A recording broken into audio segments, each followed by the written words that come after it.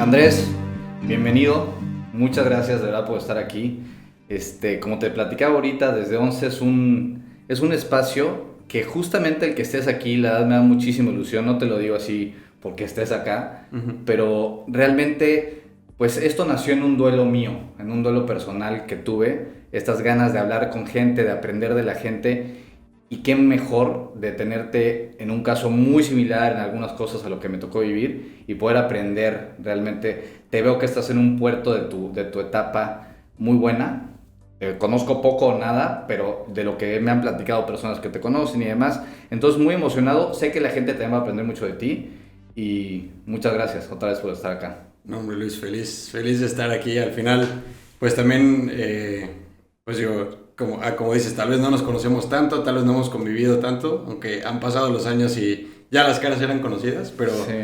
pero creo que hay cosas en común que a mí también me tienen muy ilusionado estar aquí. Entonces, cuando me conectaron contigo, dije, de aquí va a salir algo muy bueno que ojalá le dé mucho también a quien lo va a escuchar, ¿no? Está muy chistoso porque eso de que dices de conectar.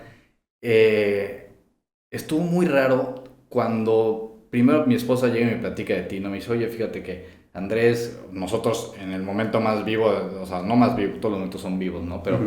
un momento en el que estábamos muy sensibles a todo lo que nos pasó, me platicó de ti, me platica de tu hija y demás, y obviamente yo de qué nombre, o sea, qué fuerte, está cañón. Y a los 2, 3 días veo a una niña en la escuela y le digo a mi esposo, oye, qué linda niña, güerita, hermosa, no sé qué. Y me dice, pues es la hija de Andrés, el que te platiqué. Ajá. Y en ese mismo día, platicando con el padre Rodrigo, que lo has de conocer muy Sí, sí, bien, sí, claro. me platica de ti otra vez. Y no solo eso, es en serio, ¿eh? O sea, me platica, oye, fíjate que te quiero presentar, porque el padre Rodrigo, la verdad es que un tipazo conmigo, ha sido increíble todo lo que me ha ayudado. Y me cuenta de ti, y le digo, oye, pues es lo mismo. Y es ese mismo día en la tarde, una amiga me manda un mensaje del video, con el que más o menos te conozco, sé parte de tu historia. Pero sí creo yo también realmente que algo nos conectó. Y por eso te digo, estoy muy emocionada que estés acá. Quiero preguntarte, empezar preguntándote, en esta parte de tu historia, ¿qué fue primero en tu vida? ¿La guitarra o Dios? Por orden cronológico voy a decir que Dios, pero realmente, o sea, voy a decir que Dios porque digo, independientemente de haber estudiado en un colegio católico, de haber crecido en una familia pues con los valores católicos pues bastante arraigados, más sobre todo por mi tía y por mis primos, que crecí pues muy cercano a ellos, Sí. podríamos decir que la primera probadita de Dios fue ahí y después pues tuve una época medio intermitente, ¿no? A veces iba a misas los domingos, a veces no, pero pues Dios de una u otra manera estaba presente. Y la guitarra la música en general ha estado en mi vida, pero la guitarra no la agarré hasta, o sea, bien, ya hasta después de los 15 tal vez, que pues empezamos por Tarde, ahí. ¿no? Para un Sí, músico, sí, sobre todo para mí que me gustaba la música, o sea, siempre me gustó bandas sonoras de películas, me gustaba mucho el rock, el country también fue lo que a mí me llevó a agarrar el piano y la guitarra, pero, pero a pesar de que me gustaba mucho esta música, nunca llegué a agarrar el instrumento hasta te digo, o sea, ya estando relativamente tarde, porque cuando aprendes un instrumento lo empiezas a de tocar chiquito, a sí. los 5 o 6 Sí. años. Y la guitarra como que estuvo ahí guardadita en un cajón. Ujú. Y en el 2022, o sea, te estamos hablando apenas hace 3 años, pues yo, perdón, a los 15 agarré la guitarra, tocaba de que te aprendías, no sé, buscaba las canciones que me gustaban y en YouTube me las aprendía y tocaba para mí mismo y nadie más sabía que tocaba la guitarra y nadie más me escuchaba ni cantar ni tocar la En guitarra tu cuarto ahí, tú en mi solito. cuarto, Sí. pero al punto que si llegaba mi mamá a la casa y yo escuchaba, se acababa el ensayo. O sea, Ya, eso ya, era algo ya, muy, ya. muy privado, o sea, como Sí. mi propia burbuja. Y pues esa pasión siempre estuvo ahí, pero nunca la llevé más allá. Y pues dije, pues, qué padre, qué a gusto, es mi momento y hasta ahí. Pero en el 2022, una de mis mejores amigas, Dani Cornejo, me invita ella canta en el santuario María Sator Renudos. Ujú. Y me dijo, oye, por ahí vi un video que subiste alguna vez en Facebook, Ajá. cantas bien, deberías venir y ver si te late. Sí. Y pues a mí, hoy ya la persona extrovertida que ves, Pero en ese momento, o sea, estabas muy apegado a Dios en sí, o sea, No.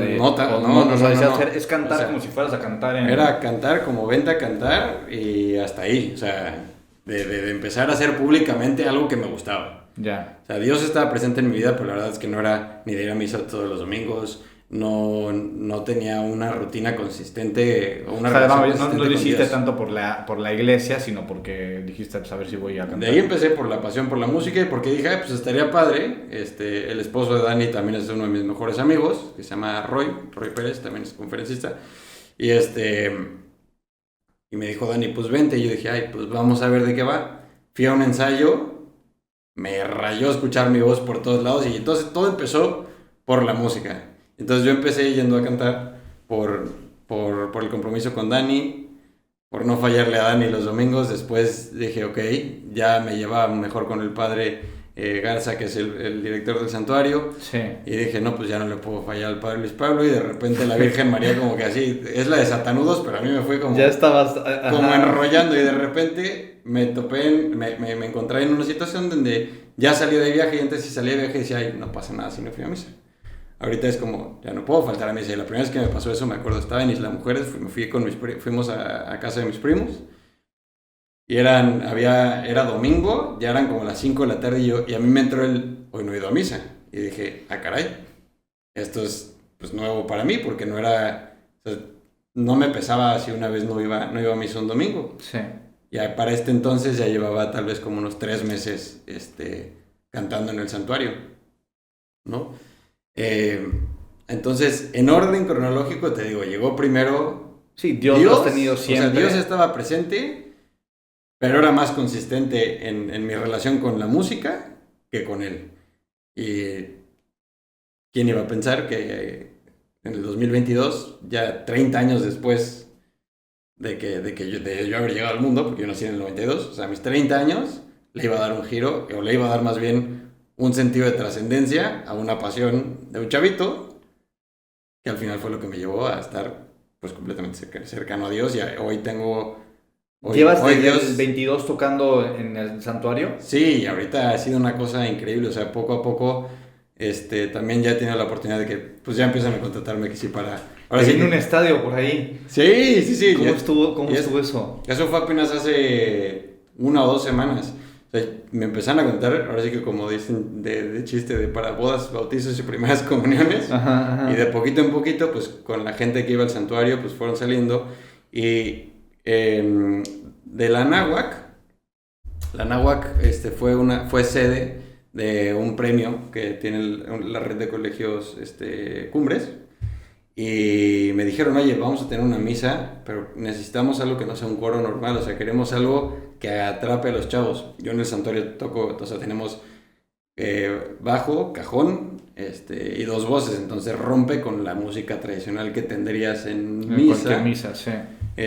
O sea, más moderno, tampoco crees que es así, música alternativa. Te voy a escuchar, te voy a escuchar. La verdad, El domingo te hace una vuelta. Sí.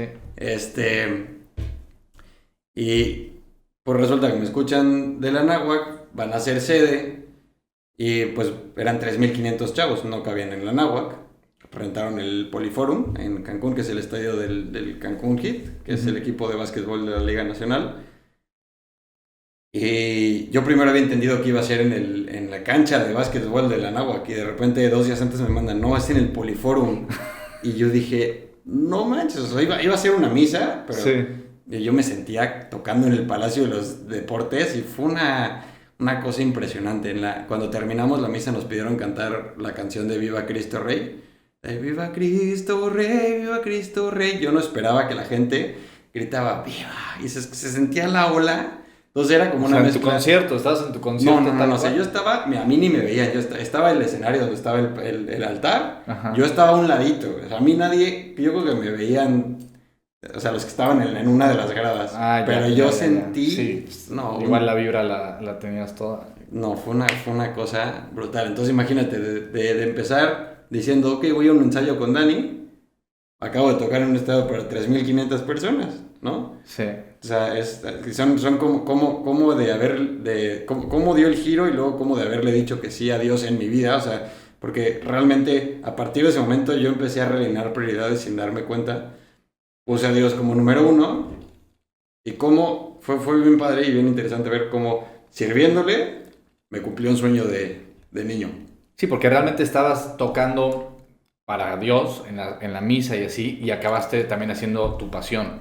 Entonces, por eso justamente era lo primero que no entendía de tu historia, de ver si es, o sea, por lo que me dices, ya Dios lo tenías, pero más, digamos, normal, no como algo tan presente en tu vida, Ajá, y no, a través no de como la prioridad. música, de tu pasión, ya es como tu escudo, tu número uno, tu parte importantísima de Sí, tu vida. sí, sí, sí. Oye, Andrés, y también mencionas otras cosas ahí que me parecieron muy, muy importantes.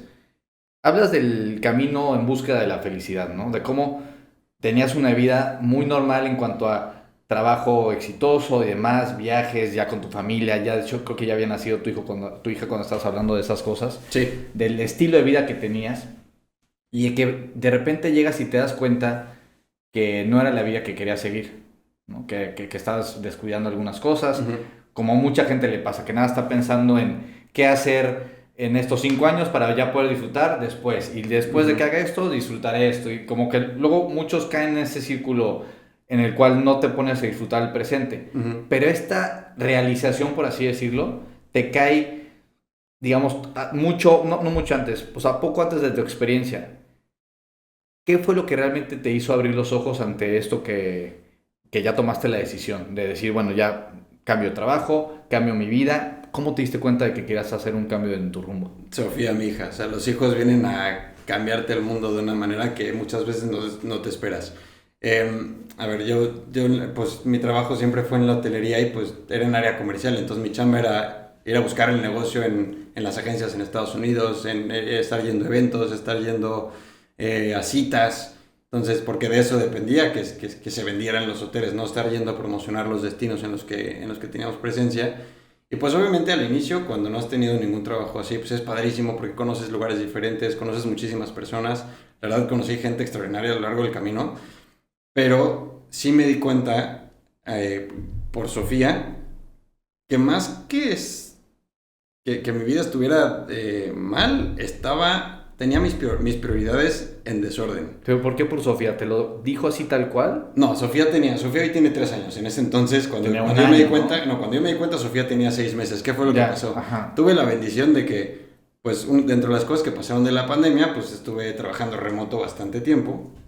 Entonces, digamos que para 2022 nace Sofi. La primera vez que sonrió me tocó, la primera vez que se murió de la risa, la primera vez que, que se carcajeó, todas esas cosas me tocaron la primera vez. La primera vez que no me tocó una primera vez de Sofía fue cuando Ajá. se sentó por primera vez a los 6 meses. Ujú. No me preguntes por qué, pero ese día yo estaba, no me acuerdo si estaba en Nueva York o en Nueva Jersey, estaba haciendo videollamada con Fernanda, que es mi esposa, que falleció, con la que viví esta experiencia, y, y de repente me manda una foto y me dice, mira, ya se sentó. Y en ese momento Dijiste, todo me hizo clic, dije, a ver, ¿qué estoy haciendo? Con este trabajo no me estaba haciendo más rico, no estaba yo enfilado a algo concreto que dijeras, oye, por este camino me voy a llegar a este puesto y este puesto y este puesto. Realmente iba como disfrutando mucho mi trabajo, pero realmente no iba con una meta marcada, ¿no? O sea, como que estaba de cierta forma en modo automático. Y me mantuve en ese ritmo por decir, es que con esto voy a proveer más y voy a proveer más a mi familia, pero me di cuenta que estaba produciendo recursos, pero no tenía tiempo con ellos. claro. En ese momento me cayó el 20. Y una cosa no está peleada con la otra. No estoy diciendo que el hecho de que le chambees intensamente esté mal, pero le estaba dedicando el 90% de mi tiempo al trabajo Sí, la balanza que traías y no cuando me estaba bien. quedaba, no, estaba viajando entre 2 y 3 semanas al mes. Y yo dije, a ver, uno en teoría, el sistema en teoría es trabajas para poder financiar tu vida y poder hacer, y poder vivir felizmente con la gente que quieres, hacer lo que a ti te gusta, ¿no? Sí. Pero cuando se pierde el equilibrio y tú estás solo trabajando y no puedes disfrutar eso con tu familia, pega, ¿no? A ver, el mundo Sí, lo aunque vuelve digas, bueno, lo complicado. voy a disfrutar a los 50, Pero ¿no? imagínate, para los 50, mi O a hija, o los sea, cuando yo 40, tenga sí, sí, 50, mi sí, hija sí, va a sí. tener 20.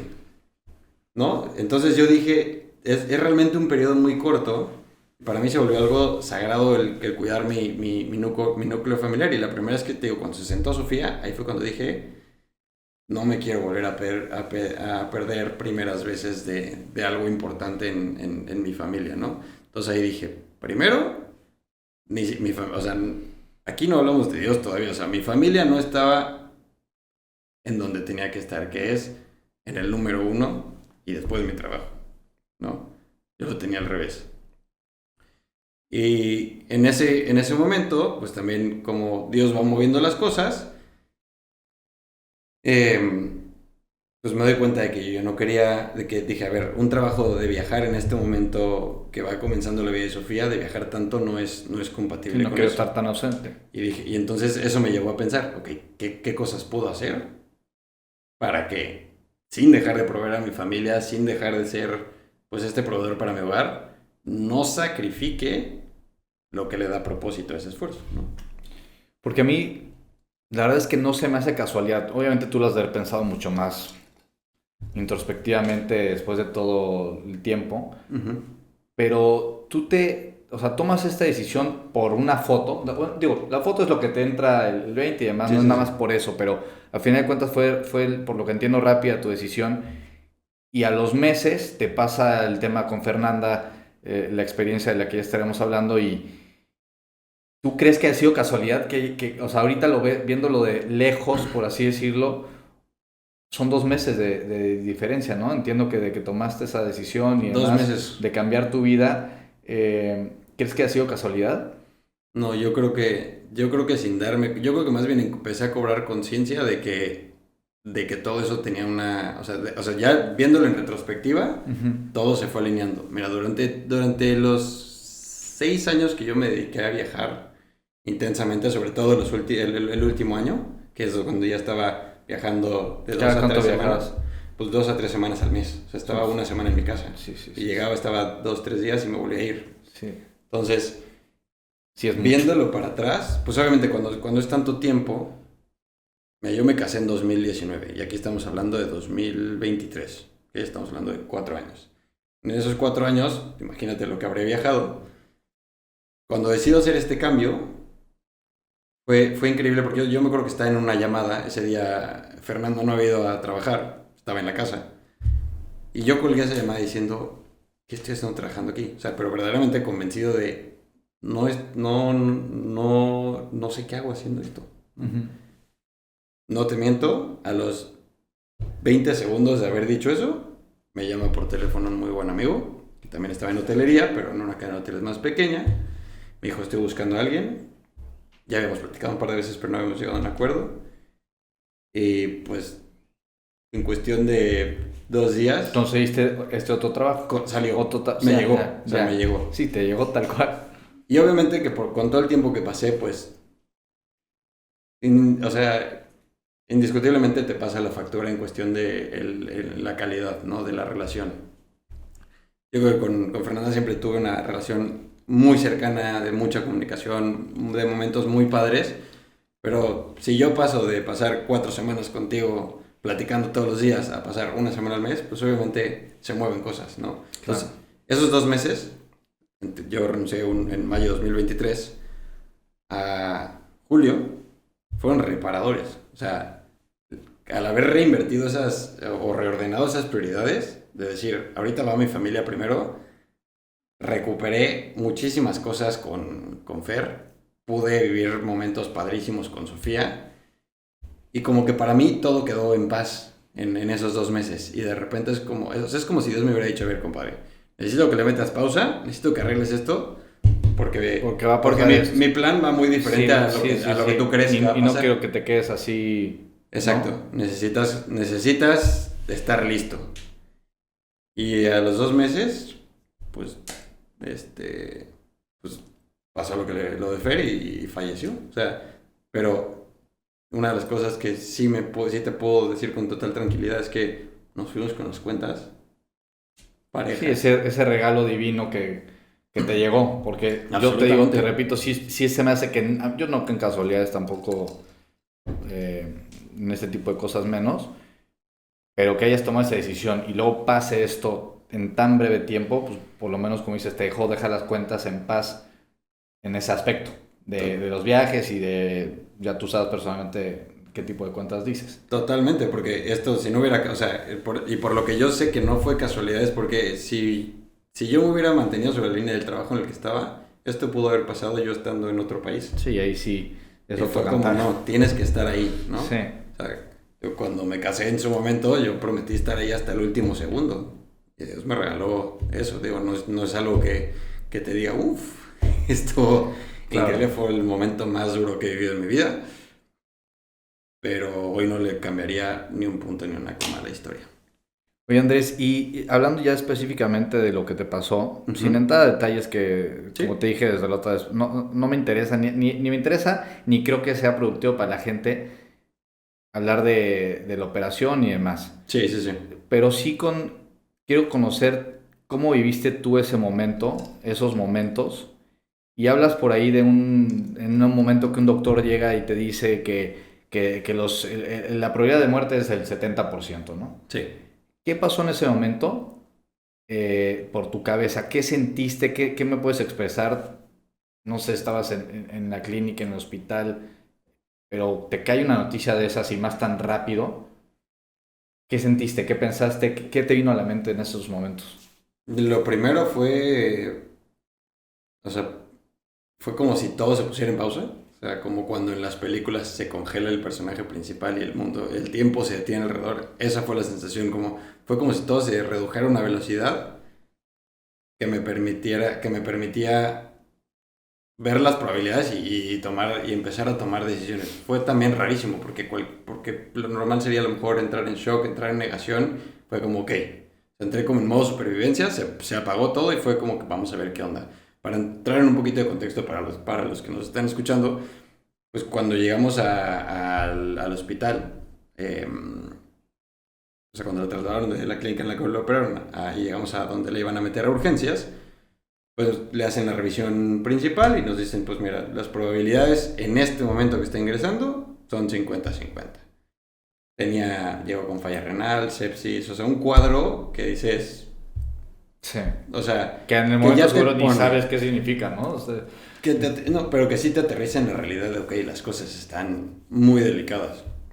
Entonces, ¿qué es lo que sientes? Yo creo que lo primero es que se pausa todo, o sea, sientes así, sientes a detalle cómo... ¿habías sentido algo así en tu vida antes? No, nunca. Ni cuando nació tu hija, nada, ¿no? Nunca, nunca, nunca, Ujú. nunca, nunca, nunca, porque te aterriza a una realidad donde yo te puedo decir que desde el primer día, aunque me mantuve muy positivo, yo tuve la sensación de que cuando me despedí de Fer antes de que la intubaran, Ujú. era una despedida final. Sí. Y la intubaron Con, justo en esas, ahí donde dices que te sí, sí, dijeron sí, eso, ¿no? sí, o sea, me dijeron, me dieron la oportunidad de hablar con ella 5 minutos, ella estaba un poco alterada, nada más para que ella consensuara que se la fueran a intubar y todo. Me despido de ella. Ujú. Y al momento que me estaba despidiendo, eso fue lo más cañón. O sea, al momento que me estaba despidiendo, para que la ingresaran a terapia intensiva, fue una certeza de, O sea, tú no dijiste, entiendo qué es, para este entonces no tenía yo el cuadro o el panorama de probabilidades por parte de los médicos, pero algo me dijo, prepárate, campeón, o sea, más bien para esto te has estado preparando. ujú. Y sí, sí, sí, esto, o sea, fue real, o sea, más bien no te sabría, o sea, nunca en la vida había experimentado algo así. Este, pero sí fue impresionante como todo se puso en pausa y fue como empecé a tener como certezas de que pues era un camino, cuánto iba a durar, si íbamos a hacer primero el hospital o no, no tenía idea. Solo sabía que esa despedida iba a ser definitiva. O sea, a ti sí te Que queda fue un claro, cierre. sentiste, fuera de pensar, bueno, como ahí va, si se puede tal, o sea, dijiste, este es como que el camino que me toca, ¿no? Te cayó ese 20 por así decirlo. Sí, y sorprendentemente también, dentro de todo el estrés que conllevó todo el proceso, también sentí mucha tranquilidad dentro de todo, ¿no? Sí, te entiendo, te entiendo. Pero sí fue una locura. ¿Y miedo no sentiste de tema de quedarte como papá soltero, o sea, en esos momentos no sentí, o sea, hablando de ese momento, después vamos a todo lo demás, Sí, pero se va, la intuban, se va. Estabas, me imagino, con tu familia, ¿no? Estabas con tu familia. Sí. O sea, ¿no sentiste miedo por el futuro? ¿Pensaste en el futuro? ¿Pensaste en cómo ibas a reaccionar? ¿Tomaste alguna predisposición ante lo que iba a pasar? Me refiero a que, pues que luego muchas veces se dice que las batallas se ganan o se pierden incluso antes de hacerlas o Claro, vivirlas. claro. ¿Tuviste algún mindset en esos momentos o fue... Pues no hice un análisis de qué va a pasar, cómo va a ser mi vida de papá soltero, porque para empezar, a pesar de que yo sentí un cierre, yo estaba determinado a hacer todo lo que estuviera dentro de las posibilidades de seguir luchando? para Sí. que eso no se diera, ¿no? O sea, digamos que no me di por vencido. O sea, fue como o sea, dentro de mí sentí que que concluyó, pero dije, pues vamos a hacer todo lo que esté en las manos y si esto es el plan que me toca vivir, Ya, venga, ya vamos a te darle para adelante, ¿no? O sea, no fue que dijera, no, pues ya valió, porque se No, no, hicieron claro, lo que cosas. dices es que, y más cuando pasa el tiempo, te das cuenta que en ese momento sí sentiste un tipo de señal, ¿no? O sea, Exacto, o sea, fue más bien como una certeza de que, pues, ese era nos acercamos ya al punto final, a la pero despedida, sí. pero también dejé abierta la probabilidad de que chance me estoy equivocando, porque pues, al estar en un momento de tantas cosas, de tantas emociones, de tantas posibilidades, pues dices, pues yo le voy a dar para adelante con todo lo que tenga disponible a la mano. Y de ahí que cuánto tiempo pasó de que se fue. 6 días. Todavía pasó un rato, ¿no? O sea, 6 días, sí, 6 días. 6 días, o sea, de que ingresó y pero pues cuando llegó al hospital teníamos 50% de probabilidad de mortalidad. Para ese mismo día en la noche hablamos de 70. O sea, el doctor me dijo, si pasamos de hoy, estamos del otro, ya fue ya fue una victoria, una pequeña victoria. Y así íbamos día a día, sin saber cuándo, pero pues obviamente, pues ibas viendo cuando no había mejoría, ¿no? aparte estaba en ECMO, ¿no? Me dices. Marina Sí, igual estuvo en ECMO y sí, sí. es todo un tema, es todo un tema. Y es muy apantallante verlo, porque Y te das cuenta que realmente el cuerpo ya no está haciendo lo que tiene que hacer, ¿no? no, O sea, Fer estaba en ECMO y en Prisma. El Prisma es la máquina que reemplaza básicamente la función renal, ¿no? O sea, hace la chamba de tus riñones, porque los riñones pues limpian la sangre para que se vaya limpia al resto del cuerpo. Fer tenía pancreatitis aguda, o sea, el grado máximo de pancreatitis. Entonces, pues todo, o sea, una vez que te falla el páncreas, sí, es cuestión de tiempo a que se empiece a fallar todo, ¿no? Entonces, por eso traía la falla renal. Entonces, tenía una máquina que hacía la chamba de los riñones. Luego, el ECMO, que mueve, no sé si no me recuerdo, mueve 5 litros de sangre dentro y fuera del cuerpo. Y aparte, no sé si lo recuerdas, pero al menos las cánulas que le pusieron a Fer en unas mangueras, como de un centímetro de diámetro. O sea, ni te pasa por la cabeza que es sangre, ves mangueras rojas. Es puro rojo en la manguera. No, es una locura. Sí, y se estaba viendo que aparte tuvieron que pedir muchísima sangre, ¿no? No, y Tuvieron que eso pedir fue. muchísima sangre y llegó sangre y llegó No, sangre. Este... eso yo creo que fue de las cosas que más me sorprendió. Porque cuántas veces no te llega que si la cadena de oración, la cadena de, oigan, necesitamos 4 donadores de sangre para fulanito Pérez que lo van a operar. Y está la cadena dando vueltas y dando vueltas 1 o 2 semanas para 4 donadores de sangre. La estadística de Fer, cuando pedimos sangre, tuvimos 120 donadores de sangre, de los cuales 89 fueron aceptados. El banco de sangre me dijo, para esto, ya no me cabe más. Sí. Tenían sangre de todos los tipos, de todo, o sea... Todo esto fue aquí en Cancún, ¿no? Todo esto fue aquí en Cancún, Sí. todo en Cancún. Tuvimos que juntar donadores de sangre, obviamente pues las cuentas del hospital, tú lo viste, el ECMO no es nada barato, pues, es un tratamiento muy, muy caro, pues los seguros los topamos De volada. en las primeras 48 horas. Y pues también abrimos una campaña de donación. Y fue impresionante, o sea, cuando vimos, pues tenemos que pedir mínimo, creo que la primera meta fueron, ¿Por dónde la abriste? la abrimos por donadora. Ok. Ujú. Y creo que la primera meta que teníamos era 2.300.000, una cosa así. Dijimos, si lo abrimos con la esperanza de decir, pues ojalá juntemos 100,000 pesos. En 24 horas juntamos la lana. Eso, digo, independientemente del amor de la gente, eso Ahí no me puedes, ahí no hay nadie que me pueda decir, ahí no hubo mano divina, no se junta ese dinero.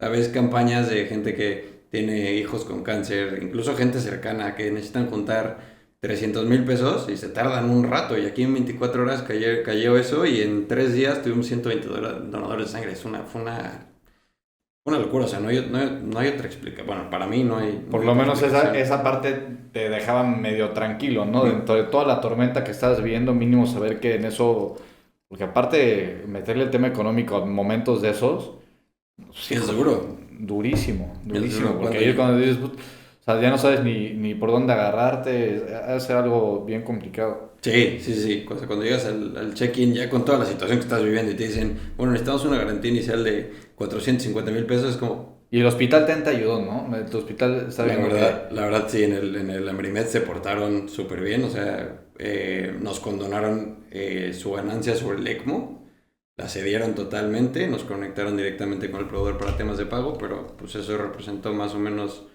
como 400 o 500 mil pesos menos de la cuenta, o sea, y ese es el caso de Fer, el caso de Marina, el caso de alguien que está en un momento tan complicado, es el mejor escenario, entre comillas, para un hospital, No, pero como te negocio. entiendo, te entiendo, claro. Ellos pueden decir, de aquí sacamos el mes. De aquí en sale el 3 mes, días. ¿no? Es la verdad, o sea, sí puede O sea, pasar. por más que su visión sea ayudar a la gente a recuperar su salud, como negocio, pues es donde te van a rentar los equipos más sofisticados, más caros. Entonces, hasta eso fue una locura, ¿no? O sea, me llamó la directora del hospital y me dijo, oye, queremos sumarnos y pues vamos a ceder esto. Te agarraste ahí del rosario, Sí. ¿no?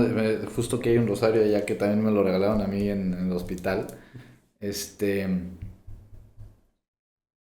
ese momento hablando de esos 6 días, ¿no? Que entiendo que es un punto de sufrimiento que, como que en el extremo, en el límite de lo que te puede dar tu mente, tu corazón, tu alma. ¿Sentiste alguna conexión en especial en esos días con Dios, con la Virgen? Sí.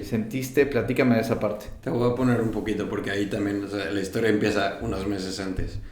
Yo no rezaba el rosario, o sea, lo rezaba si se juntaba la familia, mis tías, pero que yo agarrara y consistentemente dijera ni siquiera una vez a la semana. Sí creía en el rosario, pero pues yo decía, no manches, 50 veces Marías, no, espérate, ahorita no tengo tiempo, ¿no?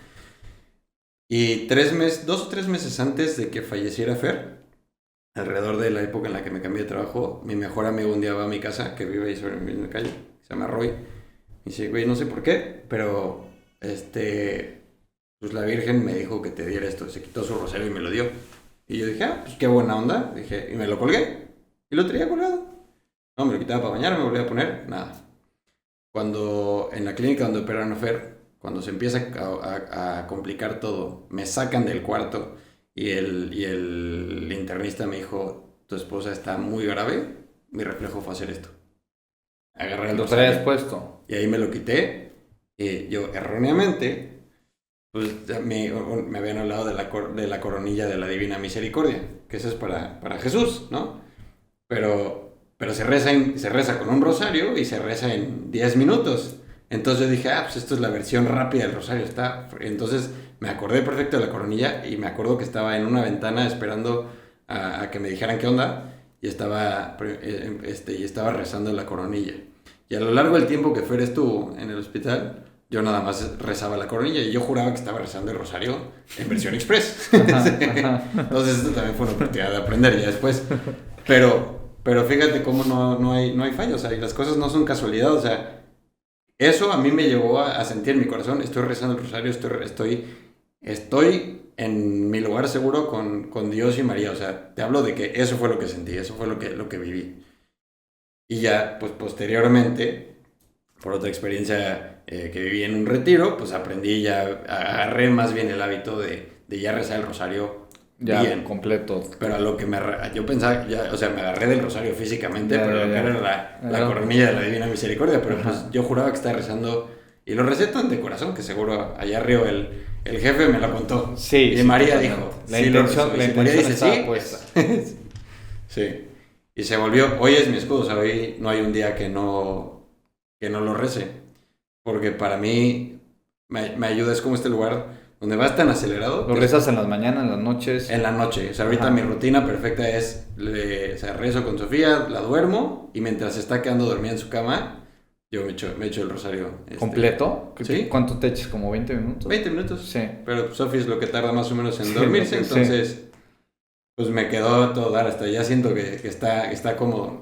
En un proceso que hice de sanación, o sea, si es católico, es de 40 días. Pues parte de los compromisos espirituales que tenías era rezar 3 rosarios al día durante esos 40 días. Entonces ya cuando pasé 40 días rezando 3, digo, ¿con qué cara digo que no tengo tiempo para uno? ¿No? Sí. Oye, me quedé pensando en lo de Rosario, pero luego pasamos a ese tema más. Ya que primer misterio. No, lo que te iba a decir es, o sea, en el Rosario cuando te echas el Rosario, ¿lo mezclas con tema de respiración o no piensas tanto en la respiración? Pensando, porque yo medito mucho igual, no igual, pero parecido al tema de los rosarios, no lo hago diario, pero la respiración me ayuda mucho a entrar a esta paz. Y también cuando me pasó lo de Marina en el hospital, aparte del rosario, también meditaba. Tú cuando te echas los rosarios, ¿te enfocas también en la parte de la respiración o no tanto? No tanto en la respiración, la verdad, algo que a mí me gusta mucho hacer es o sea, dedicarle unos segunditos antes de cada misterio, o sea, para verdaderamente meditar sobre por qué voy a ofrecer ese misterio, por qué estoy ofreciendo ese rosario. Como enfocarlo. Como para ver la imagen en mi cabeza, ¿no? Si es por alguien en particular, tal vez, si es para dar gracias por algo, pues busco pensar en algún momento especial con esa persona o por ese momento en particular.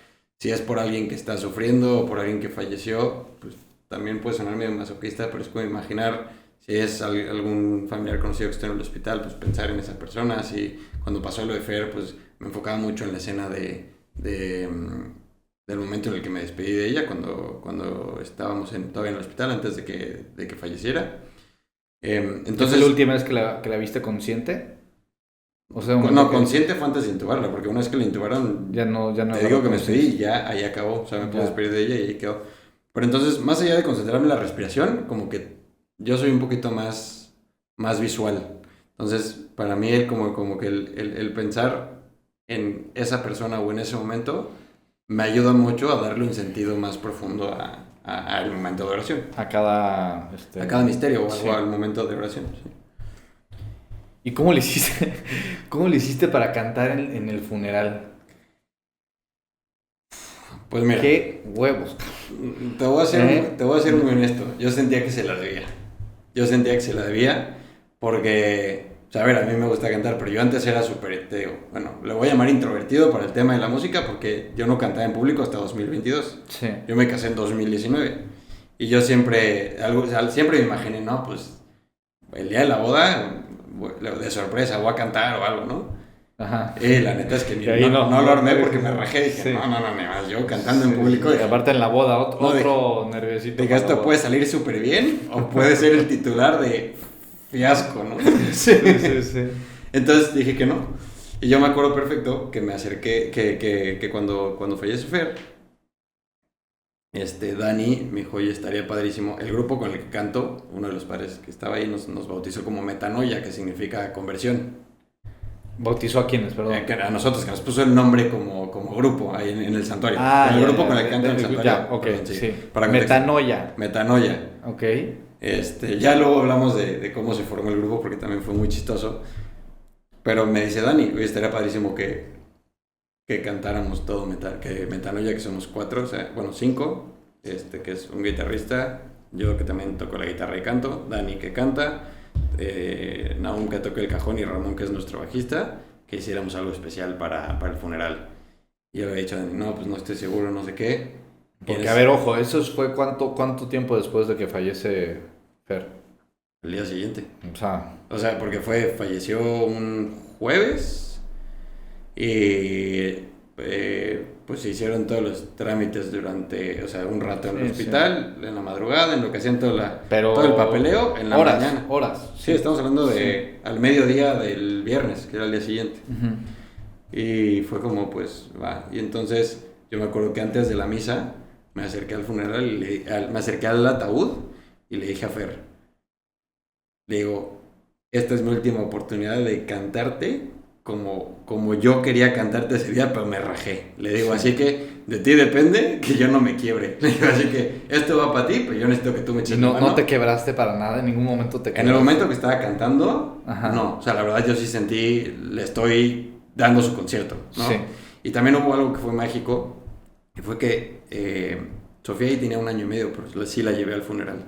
Porque primero estaba yo dudoso de si el ambiente iba a estar muy pesado, si, pues al final fue un momento muy duro y es una niña de 1 año y medio, entonces sí es su mamá, pero ella no lo está, dije, a lo mejor un momentito de tener ella y yo antes de que entre toda la gente y después que se le lleve mi mamá, ¿no?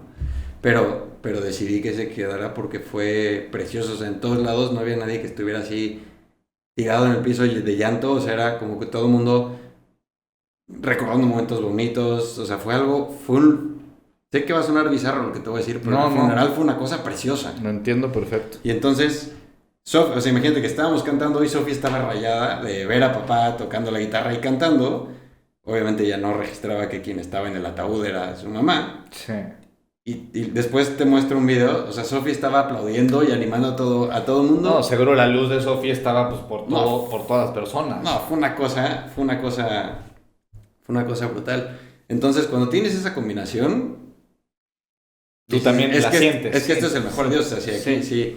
O sea, yo estoy seguro que eso superó cualquier expectativa que pudiéramos haber tenido. Y realmente lo que me llevó a decir fue te lo debía desde la boda. Entonces fue como aquí quiero las cuentas completas. Entonces le digo, te voy a dar lo que más me dé. Y después ya me aventé la misa de las cenizas, que es así, ya fue un poquito más densa, ya después de digerir todo. Sí. Fue el siguiente día.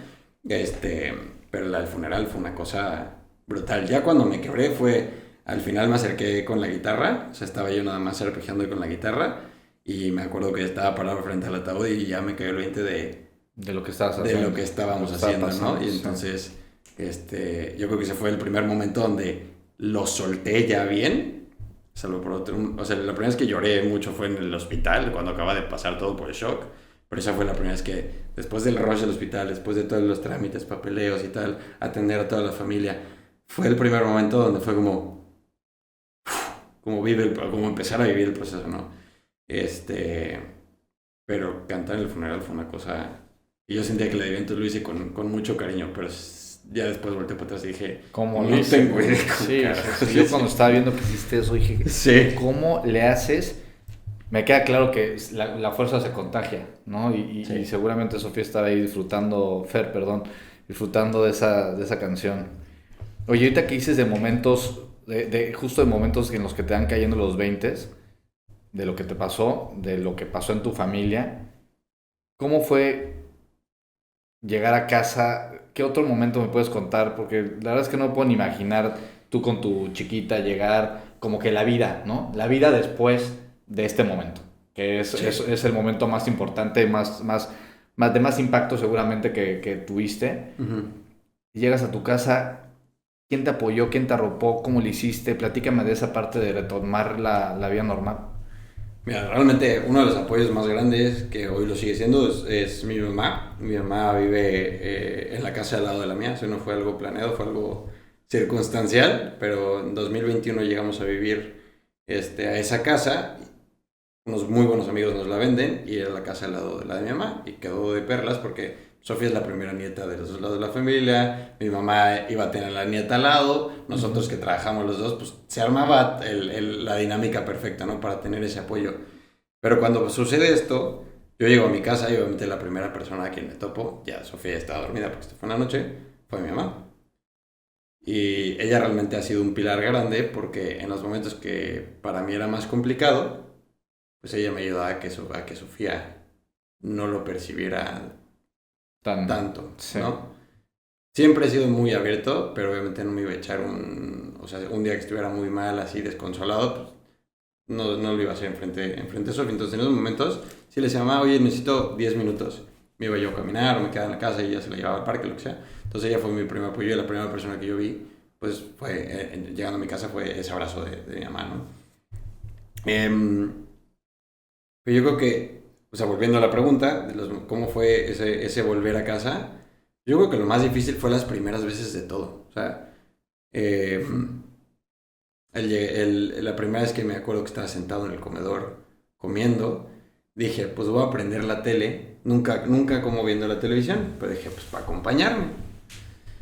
Cuando yo conocí a Fer, el primer tema que empezamos a platicar, le encantaba mucho hacer bicicleta y todo esto del Tour de Francia y triatlones, y a mí siempre me ha fascinado el tenis.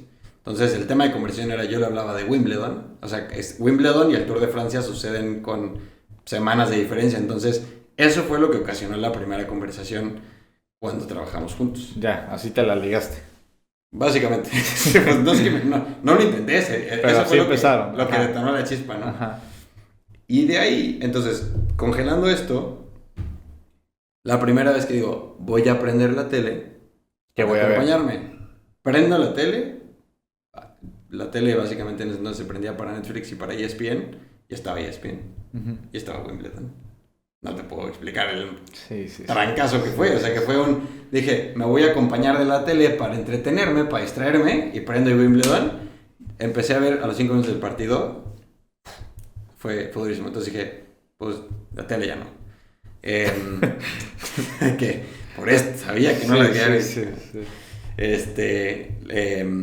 No sé, luego me pasaba que a lo mejor yendo a la oficina, pues no sé, a la mitad del día si me había pasado algo malo, pues me desahogaba con ella, ¿no?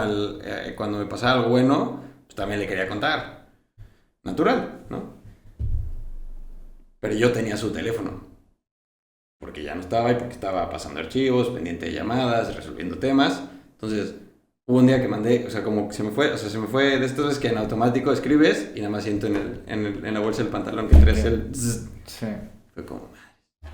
Entonces, yo creo que las primeras veces de todo son las más difíciles. Lo que sí, gracias a Dios, nunca me costó fue el llegar a mi cuarto. Por alguna razón, que pudo haber sido él. ¿Sentías paz? O sea, en Sí. esos momentos decías, Sí. aquí estoy bien. Sí, en ¿no? mi cuarto donde hubiera Sí, sido más entendible, no quiero llegar aquí porque me recuerda. No, ahí es donde más paz siempre sentí. Pero comer solo con Sofía, pues también hubo otro reto, que es, pues yo me encargaba de proveer el hogar. Aquí ahora me toca aprender a hacer el lunch, peinarla, escoger qué ropa se tiene que poner. Ahora yo estoy en el grupo de las mamás de la escuela, güey, que eso ha sido toda una aventura también. Te digo que justo la primera vez que escuché de ti fue cuando Daniela me dijo que estabas en el Día de las Madres. Creo que fue en el Día de las Madres, sí, mayo del año... Justo, o sea, están todas las señoras, Ajá. todas las mamás y yo. Y en el desayuno de las mamás del salón de Sofía, o sea, imagínate la escena, yo sentado en la cabecera y todas las mamás, o sea, estaba... Pero la verdad es que eso también fue bien padre ver cómo alrededor fueron respondiendo, ¿no? O sea, desde el inicio fue algo... No, y esas son muy cosas natural. que tu hija cuando crezca y desde ahorita las valora después, y eso habla muy bien de ti también. Antes de entrar al tema del papá-mamá, de Sí, esa sí. versión Esa que tuviste que dualidad. agarrar, quiero hablar un poquito más de tu duelo, y como te decía, para aprender también. Sí. La parte de las terapias. Empezaste, sé que no sé si todavía lo estás tomando, pero empezaste con terapias normales y luego te fuiste a la parte de la terapia católica, o empezaste primero la terapia, fue la primerita que agarraste. Cuéntame cómo empiezas, cómo te acercas y ahorita me cuentas cómo son. Mira, yo toda mi vida fui de la idea digo, te hablo abiertamente, o sea, toda mi vida, hasta que viví este proceso, fui de la idea yo no veía el valor de irle a contar a alguien que no conozco mis problemas, porque yo lo veía muy así como, a ver, esta persona no me conoce, ¿cómo me va a poder ayudar? O sea, equivocada mi perspectiva por falta de experiencia, de lo que tú quieras, ¿no? Sí. Pero yo dije, un psicólogo, ¿qué me va a servir? Yo tengo este problema, se lo voy a contar, ¿y qué? No me lo va a resolver, ¿no? O sea, estaba como muy, muy encasillado con eso. Cuando fallece Fer, un muy buen amigo también, pues justo que se llama Laureano, acababa de lanzar con su mamá una startup de psicología católica en línea. Y me dijo, oye, nada más, o sea, me dio el pésame y todo, y me dijo, pues queremos poner esto para ti, no tienes que pagar nada, te lo queremos regalar. Y en ese momento mi reacción fue, o sea, fue también muy curioso porque de ser súper escéptico de la terapia dije, pues, ¿sabes qué? O sea, yo entré en modo, todas las herramientas que tenga yo a la mano, las voy a agarrar. ¿Por qué? Porque yo tengo que estar bien. En ese momento no pensaba por mí, pensaba, yo tengo que estar al 100 por Sofi, ¿no? Y después por mí. Y pues a la semana de que falleció Fer fue mi primera sesión. Y estuve en terapia, y digo estuve porque oficialmente me dieron de alta a finales Te dan de de... alta en las terapias. Sí, o sea, a ver, es curioso porque yo de hecho le pregunté a mi psicólogo, oye, ¿y cuándo acabamos, no? Sí, Sí. porque ya realmente el tema del duelo, pues fue relativamente rápido. O sea, digamos que mi proceso de duelo como tal, fueron 6 meses. Ujú. O sea, yo para enero ya tenía el tema muy en paz de que Fer ya no estaba. Fue muy rápido. Sí. O sea, no es tradicional. Digo, a ver, no está escrito en ningún lugar cuánto debe durar el duelo, ¿no? Pero claro que no es normal que, o sea, no es habitual que a los 6 meses te A recuperes final de de perder a cuentas, tu compañera de vida. el que lo está viviendo es el que puede decir. Cada duelo ya, o sea, yo en esa parte digo, ¿en qué momento se sale del duelo, no? No es que no pienses en Fer nunca más. No, Nada, es que tú estás ya en paz, ¿no? Por lo que yo entiendo. Que termine el duelo es porque ya me siento bien conmigo mismo, ya puedo exacto. disfrutar de cosas, etcétera, ¿no? O sea, ya estás bien. Y a lo mejor ahí, o sea, ahorita que mencionas esto, pues hablamos de diferentes caras del duelo, ¿no? A lo mejor el duelo, desde la perspectiva del dolor de esto es un pesar, Ujú. eso es la parte que se cerró. Pero a lo mejor habrá gente que diga, bueno, o sea, yo no creo que haya cerrado el duelo porque todavía la recuerdas con cariño. Pues ya Sí. no sentimentalmente, pero a ver, es la mamá de Sofía, fue con quien compartí 8 años de mi vida, de ellos 4 años casado. Pues claro que eso queda como un tatuaje en tu vida, ¿no? Eso queda impreso. Em, pero mi proceso, te digo, fue relativamente rápido. Realmente, lo que yo seguí trabajando después de fueron cosas que yo no tenía arregladas dentro de mi vida, pero con toda la parte del duelo, Se encrudece. se encrudece, Sí. entro a la terapia y empiezo a ver realmente pues lo enriquecedor la gran herramienta que es, ¿no? Es un lugar donde llegas, tienes un cajón revuelto de cosas. La terapia es donde lo llegas a ordenar. Ya de ti depende de qué vas a hacer con cada cosa que hay en el cajón. Ujú. Pero la terapia es eso, la terapia, y en la conferencia que viste, yo lo decía, no es una píldora mágica, porque hay gente que llega, y yo en su momento por eso no creía en la terapia, porque yo llegaba con Sí, la idea, ¿cómo va a curar en 2 sesiones? sí, o sea, ¿crees que ¿No? te van a decir, tómate un paracetamol por 8 días y Ajá. ya estás? Pues no, la terapia es agarrártelos y decir, me voy a enfrentar a mis miedos, me voy a enfrentar a mis defectos, me voy a enfrentar a mis heridas, porque quiero ser mejor. Y te da herramientas para que puedas vivir mejor a lo largo de tu vida, puedes superar varias cosas, pero no es mágico. Y el trabajo lo haces al 100% tú. O sea, ir a terapia es a que alguien te dé una perspectiva más objetiva, más neutral hasta cierto punto, porque el hecho de que no sea alguien relacionado a ti directamente, pues puede hacer que sea mucho más concreto todo el trabajo que se hace.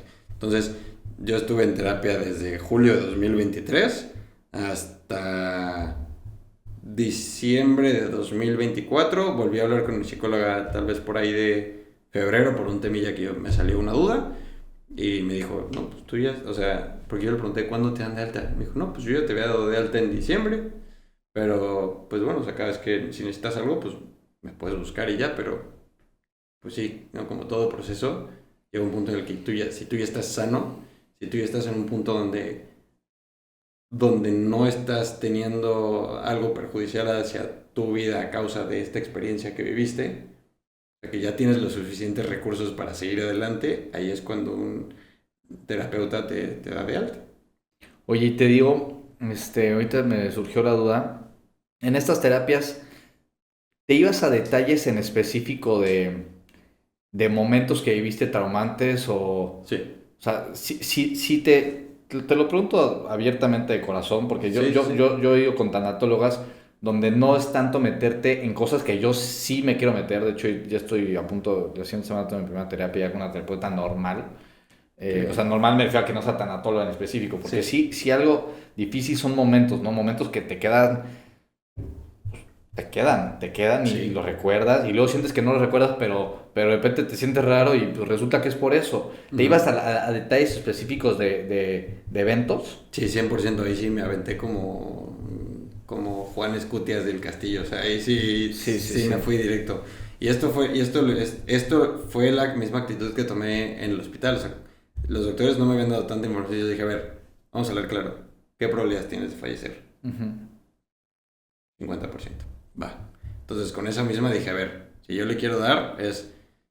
Primero, a ver, hay una realidad que a mí me costaba como ordenar las cosas. Y yo tiendo a darle muchas vueltas y a enrollarme mucho cuando trato de explicar una idea. Entonces la terapia también me ayudó a ordenar eso. Ajá. Pero...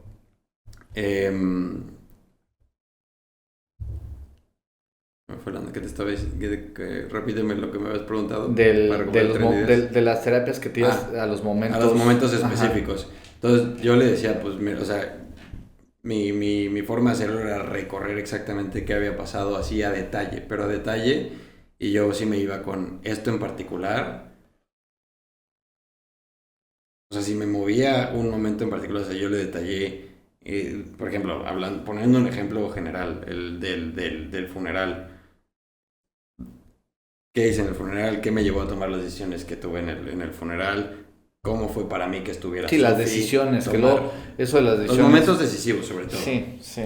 Pero sí, irme, o sea, como decir, a ver, quiero limpiar la herida, no voy a llegar y te voy a decir, oye, me duele el brazo, te voy a decir, mira, me di con un filo, traigo cortado aquí el antebrazo.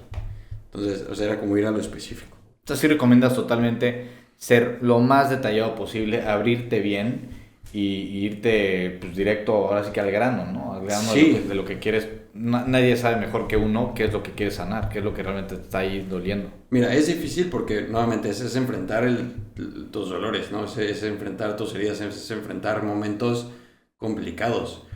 Pero yo, en mi experiencia personal con la terapia, creo que mientras más detalle, mientras más abierto y mientras más honesto seas contigo mismo sobre el por qué estás en terapia y qué quieres trabajar en terapia, la persona que te está acompañando, o sea, tu psicólogo, tu tanatólogo, puede trabajar y puede tener una perspectiva mucho más completa para saber por dónde orientarte, para conocerte mejor. Eso es como, así como cuando te tuerces la pierna y te mandan a hacer una radiografía a ver si fue un esguince o te fracturaste. Pues en la terapia no te pueden hacer unos rayos X para ver qué traes emocionalmente. Entonces, esa radiografía es todo ese lujo de detalle. Es más difícil hacerlo es más difícil decirlo que hacerlo, pero yo creo que eso ayuda a que un proceso sea mucho más, no quiero decir rápido, pero sí más puntual y a poder hacer una ruta más clara más eficiente hacia también. Esa sanación. Y a la gente que nos escucha que no cree que su vida pueda ser no arreglada, pero mejorada en partes por terapia, porque estamos hablando nosotros de casos ya extremos, sí. Pero la terapia es para todos, ¿no? Porque yo también, la verdad, nunca he tomado terapia en sí, te digo, la tanatóloga sí es un tipo de terapia, me ayudó muchísimo también y me encantaba, me encantaba. Ahorita ya no nos dio de alta tal cual, pero pues ahí ya se la pasamos con ella, ya hablamos de repente y así. Pero la parte de la terapia no es que esté cerrado. Siento que en lo general los hombres somos más propensos a cerrarse esa parte de la psicología, de qué va a saber esta persona, pero tú independientemente del duelo de Fer y así, recomendarías la terapia para cualquiera. Para cualquier persona.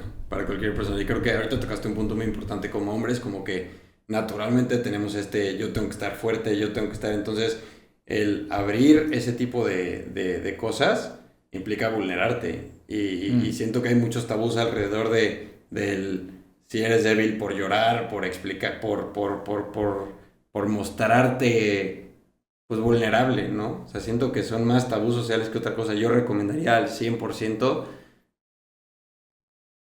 que no nada más en situaciones, porque, la terapia no es nada más para alguien que tiene algún trastorno psicológico, o sea, la terapia es para alguien que vivió un momento de shock, algún momento complicado, para alguien que necesita acompañamiento para resolver, pues, dudas de su propia vida. O sea, yo creo que es una herramienta que a todo mundo le debería sacar jugo. O sea, yo te puedo decir que incluso hoy que soy papá, yo no había llevado a Sofía a terapia porque pues, Sofía era tan chiquita que no lo necesitaba. Pero hoy, pues dentro de las alegrías que tengo en mi vida, 2 años, tengo novia ya hace 8 meses. Sí, sí. Se llama Pau.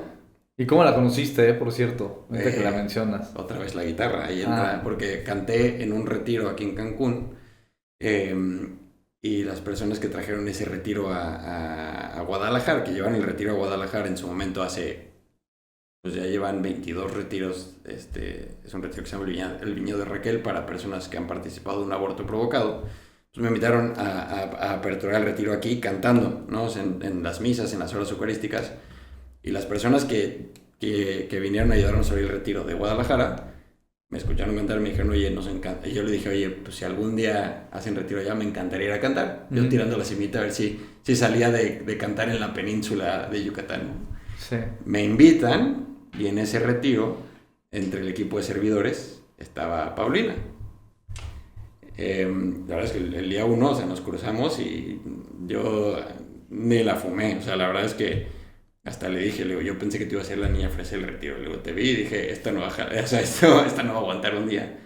Y pues Dios fue regalándonos varios momentos que yo dije, ¿qué está pasando aquí? Sí. Y para no hacerte el cuento largo, pues terminando el retiro, nos fuimos a una comida que se nos hizo de 5 horas. Y luego dije, no, pues ya no me puedo ir, porque yo me regresaba al día siguiente de Guadalajara y pues mi trabajo era flexible y yo traía mi computadora y dije, no, pues no me voy a regresar a Cancún, y me quedé un día más y dije, no, ya tengo que regresar, pero ahí yo me quedé enganchado y dije, esto no es el tipo de enganche de legaste a alguien que estaba bonita. Además, en mi contexto yo tenía a Sofía, dije, aquí hay algo especial. Sí. Pues tiré la apuesta, seguimos en contacto. Creo que regresé como a la semana y luego regresé otra semana después y llevamos 3 semanas y cachito. Y yo dije, pues, o sea, para el nivel de lo que íbamos, yo también reconozco que me aceleré un poco, pero, o sea, en cuanto a tiempos habituales, porque para mí el proceso fue perfecto desde el inicio. O sea, las 3 semanas y media, los tiempos. yo dije, por aquí va. La conocí en septiembre del año pasado y dije, pues le voy a pedir. Y le pedí que fuera mi novia. Ajá. Ya por circunstancias atípicas, había conocido a su familia también. Y entonces dije, pues todos estamos en el lugar. Y dije, no, aquí yo creo que Dios tiene algo grande. Lo sentiste. Sí. Y Roy, mi mejor amigo, te dirá, este güey está loco. O sea, porque yo se me mete algo en la cabeza y digo, pues a ver qué pasa. Ajá. Pero aquí yo lo sentí bien claro. Y hoy, pues 8 meses después, aquí seguimos. Se lleva increíble con Sofía, la adora. Sofía la adora desde el inicio. Fui muy abierto con mi historia. O sea, ella conocía un poquito, pero pudimos hablar con total tranquilidad. Y ha sido también un regalo de Dios ver. Porque obviamente, pues Fernanda falleció de 33 años. Yo tenía 31. Yo dije, pues Dios, no entiendo por qué me quieres soltero para el resto de mi vida, pero pues bueno, nos rifamos. Uh-huh. Y pues 1 año y medio después, conozco a Pau. Y se empieza a dar una historia espectacular. O sea, yo siempre he dicho, no es como decíamos al principio, no es casualidad. O sea, todo va sucediendo en el momento que debe suceder. Y pues las cosas están caminando muy bien. No vamos a spoilear nada todavía, pero las cosas van caminando bien. No. Y es padrísimo ver cómo Sofi y Pau tienen una relación tan bonita y cómo los tres también, pues vamos a ir más o menos caminándole de una forma muy especial. Y ahorita nos vemos todos los fines de semana. O sea, yo voy 2, ella viene 2. Cuando vamos allá, tiempo para nosotros. Cuando viene para acá, tiempo para los 3 con Sofi. Entonces, padrísimo. No, pues qué bueno verte contento. Y también lo que dices que esté pasando esto en tu familia, pues obviamente, como dices, una bendición para todos. Sí. Desde tu hija, tú, Pau, sí. También. Oye, y Andrés, el tema de Sofía, hablando sí. ya metiéndonos directamente, porque también es otra de las cosas que me sí. impacta mucho de tu relación con tu hija. Has mencionado por ahí que es tu gran maestra. Ujú. Profundiza un poco más en esto. ¿De dónde, cuándo empezaste a aprender? ¿Por qué tu gran maestra, tu hija de 1 a 3 años? Yo creo que, sí, no, es que por la edad pega más, impacta más. Mira, yo creo que en general los niños son maestros extraordinarios.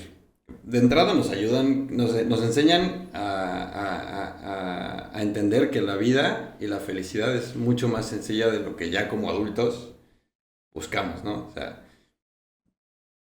yo puedo ver a Sofía rayada de felicidad brincando sin zapatos en un charco y para mí, no sé, y para alguien más podría ser, no, pues es que mi sueño es que en familia nos vayamos de viaje a Disney y ver la cara de cuando ve a Mickey y los niños como, güey, yo solo quiero un barquito de papel y que me dejes brincar sin zapatos en el charco, ¿no? Sí. Em, Me enseñó a ser muy paciente, o sea, mucho más paciente. Y esto también pues ya entra dentro de las circunstancias, pero el aprender a peinarla, o sea, el de repente me frustraba y que Sofi te voltee a ver y se ría, o te diga, ay, o sea, ahorita ya más grande de, ay, papi, no te preocupes, o, ¿sabes? O sea, como invitándote a, la regaste, el niño no lo va a ver como algo grande, va a ser como, ay, pues vuelvo a intentar, ¿no? O sea, más bien me enseñó a vivir una vida mucho más sencilla en cuestión de qué cosas realmente requieren, o bueno, qué cosas realmente vale la pena que te estreses, qué cosas y qué cosas realmente son las que te van llenando el corazón. Y ver cómo, desde que yo desde el primer día, desde el día que falleció Fer, yo le dije, mamá, está en el cielo. No entendía el concepto de muerte, Sofía tenía 1 año y medio. Entonces, obviamente, pues, no me fui tan profundo, ¿no? O sea, su forma de, oye, amor, ¿te acuerdas que iba mamá al doctor? Pues bueno, pues ya está en el cielo. Y yo dije, se lo registró, se acabó, estaba aprendiendo a hablar. Y me dijo, y le pregunto, gorda, ¿le me pusiste atención? Porque la veo muy dispersa. Y le digo, ¿dónde está mamá? Y me hace. Sí. Y dije, wow. Así entendió. Entonces, los niños también te enseñan de resiliencia, te enseñan de paciencia, te enseñan a disfrutar de las pequeñas cosas y a congelar los momentos chiquitos, ¿no? O sea, desde ver cuánta ilusión le crea que le dibujes una carita feliz con una crayola, ¿no? Y también ir viendo cómo ella, a su manera, a la edad que tiene, ha ido procesando el tema de su mamá, el cómo te va demostrando lo fácil que es amar. Yo creo que no hay nada que se compare con un día llegar a tu casa y que abras la puerta y que llegue corriendo y te diga, papá, aunque no diga nada más y solo se te cuelgue del cuello. La vida es mucho más sencilla y como adultos la complicamos bien cañón. A ver, vienen más factores que nos orillan a eso, ¿no? No es que la queramos Sí, complicar. pero es cierto, es cierto. Luego se te va el foco de lo que realmente importa. ¿Y cómo ha vivido el proceso tu hija de esta parte? ¿Cómo tú has tenido que salirte del contexto? ¿Cómo lo llevas tú?